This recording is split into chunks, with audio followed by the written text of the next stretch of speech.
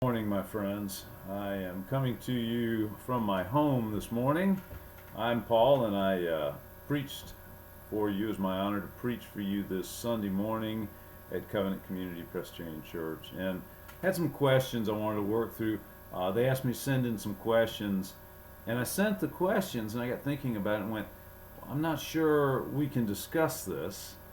But my first question on the list was, and I got to look at it again, see, it was where are you on your individual journey of faith? I don't know how many of you have ever thought about faith being a journey.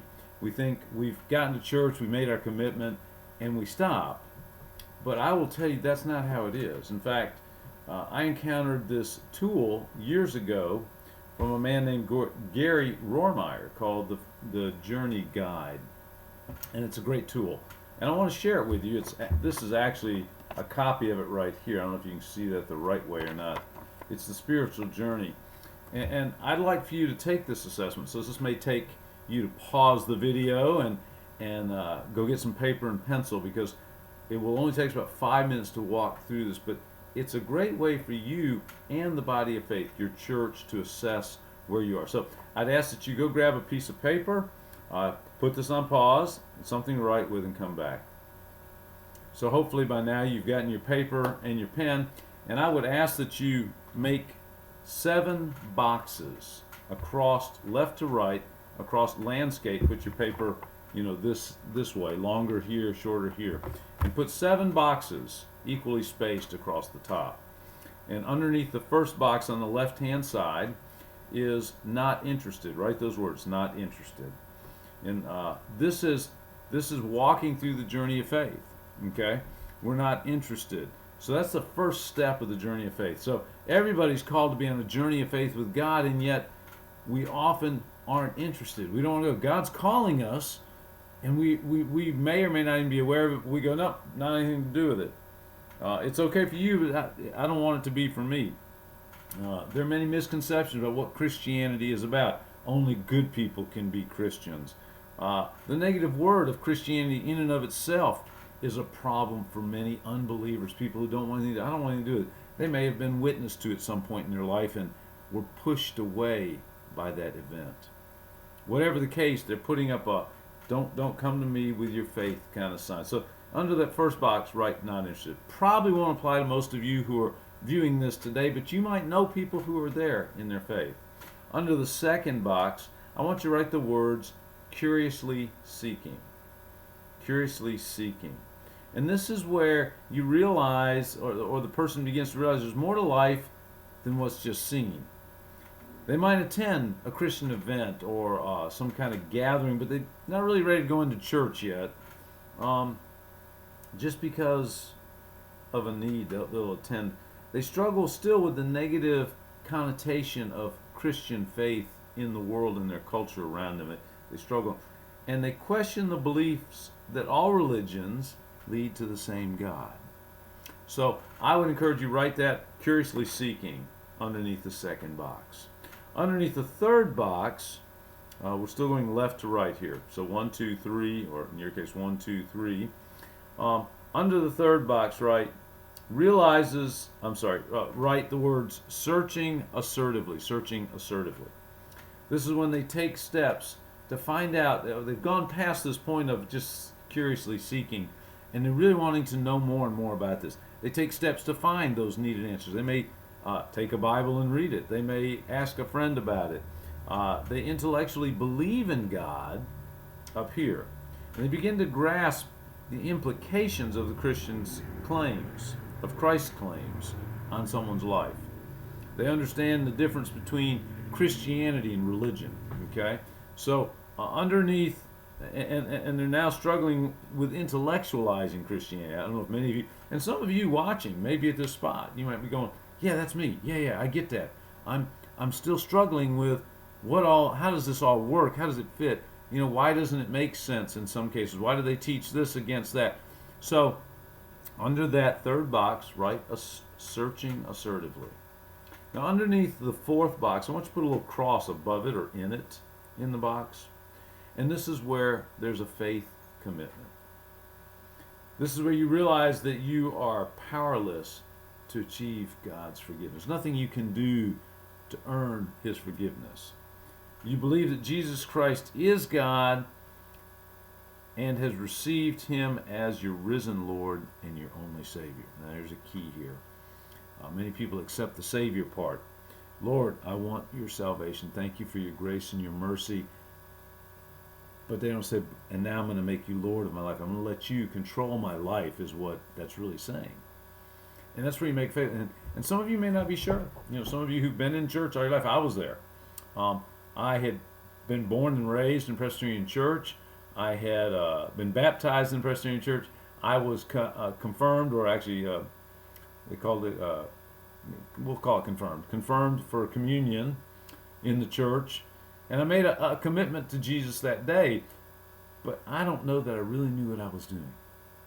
And so in the midst of this, by the time I hit college, I had no commitment to Jesus anymore.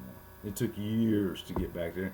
And I was in a church. I was going to church. I was active in church. So just because you're watching this video doesn't mean you necessarily made that true faith commitment to make Jesus the Lord of your life. But that's what faith commitment is. We're going to make that our fourth box.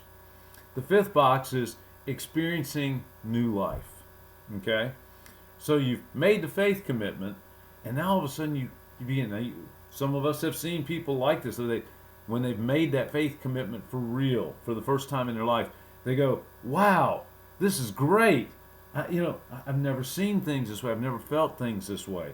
They've entered into a mentoring relationship, often with another follower. That's a key to this journey. They grasp the meaning of the gospel and the core elements of following Jesus. What does it really mean to follow Jesus, not sit on the sidelines, as we talked about Sunday, and being a fan? They share Christ naturally. They just want to go out and share the good news with people around them. They struggle with a changing value system and the assurance of their salvation. So they've got all these friend groups that are still over here, and they're over here now, and they're struggling with how do those blend together. Sometimes they just do away with all that, and that hurts. And so they struggle. That's experiencing new life. That's your fifth box, right? Experiencing new life. The sixth box is growing in community. They begin to grow in intimacy with God through prayer and Bible study. They're having a deepening relationship with other followers in the local church. They've come under the biblical authority and its values. Experiences freedom in self-defeating habits. Notice that's at this point. So you could still be experiencing life and still have those self-defeating habits in your life that you know you need to give up, and you haven't yet. You haven't made Jesus fully Lord of your life. But here you're starting to discover the freedom found in doing away with those self-defeating habits, and discovers that not all Christians are growing in their faith. And that's a key one. You hit that point. So right underneath that one is growing in community. And lastly, in the last one, seventh box, right under it, living missionally. And I'm just going to read through these real quick. They crave intimacy with God and spiritual disciplines. They share their faith effectively. We talked about sharing faith naturally before, but now effectively. There's a difference there. They mentor others spiritually. They become the mentors for some of the other people. They give generously. They serve their community. And they understand the centrality of the gospel in their lives. And I will tell you, probably only 2 to 5% of the church are in this spot in any given church at any time. Now here's what I want you to do. You've got the 7 boxes with their headings, and we've talked about what they are. I want you to draw a line underneath all those, underneath those, a line from left to right, straight across. If you need a straight edge, like I do, get that. I want you to put a line across the bottom with a flat part here on the left-hand side and an arrow point, because we never stop moving. Once we go from not interested is stopped. But once we begin on the journey, there's no end to the journey. So put an arrow at the other end, at the far end, underneath living missionally. And I got 3 more questions I want to ask you. So put a mark anywhere on that line. It's an infinite number of places to mark. Put a mark on that line where you believe you are today? Are you not interested? Are you curiously seeking? Are you searching assertively? If you need to go back and watch this video to remember what those categories are, I encourage you to do that. Have you made that faith commitment? And be honest with yourself, because that's all that matters. Are you experiencing new life? Are you growing in community? Are you living mission? Put a mark anywhere in between, right on top of, within.